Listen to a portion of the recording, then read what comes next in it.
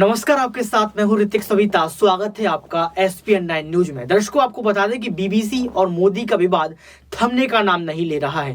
Congress party जहां एक बात यह कह रही है कि एक समय ऐसा था कि देश के प्रधानमंत्री बीबीसी की तारीफ किए बिना थकते नहीं थे, यानी कि लगातार जो है देश के प्रधानमंत्री तारीफ करते थे। लेकिन जब से गुजरात दंगों को लेकर बीबीसी डॉक्यूमेंट्री तैयार की गई, तब से बीबीसी और मोदी जो है एक दूसरे के दुश्मन हो गए। आपको बता दें कि यहाँ पर कहीं ना कहीं सुप्रिया श्रीनेत ने बड़ा खुलासा किया। ये कह दिया है कि बीबीसी और मोदी का जो रिश्ता था पहले, वो रिश्ता अब नहीं रहा है और ये सच्चाई और यही हकीकत है। सुनिए इस वीडियो को। बीबीसी की एक डॉक्यूमेंट्री आई जिसपे प्रधानमंत्री मोदी और गुजरात दंगों को लेकर कुछ सवाल उठाए गए, कुछ आक्षेप लगाए गए। उस डॉक्यूमेंट्री को बैन कर दिया गया।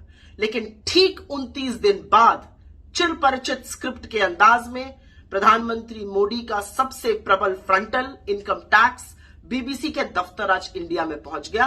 कहते हैं रेड नहीं हुई, हमने सर्वे किया। आपने जो भी किया, आपने दुनिया को दिखा दिया कि आप वाकई में बौखलाए हुए हैं, घबराए हुए हैं। क्योंकि जो आपने किया है वो एक घबराया हुआ तानाशाही करता है। This is how people react when they panic. आपने इस देश के अधिकांश मीडिया को चरण चुंबक बनाने का काम किया है।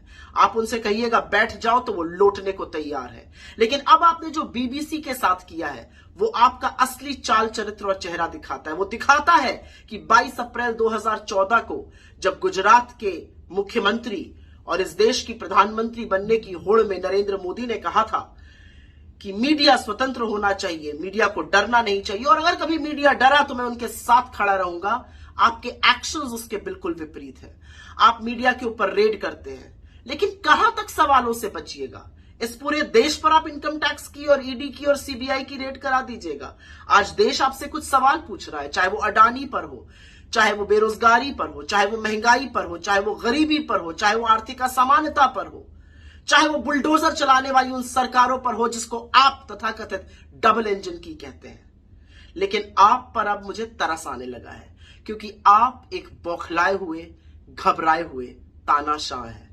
What you're doing, Mr. Modi, is what people do when they panic.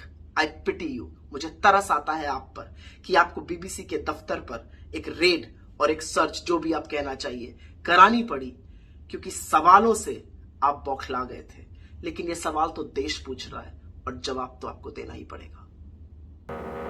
तो सुना आपने इस वीडियो को सुनने के बाद आपको पता लग गया होगा कि किस तरीके से यहाँ पर सुप्रिया श्रीनेत बीबीसी को लेकर बड़ा खुलासा करते हुए नजर आई हैं।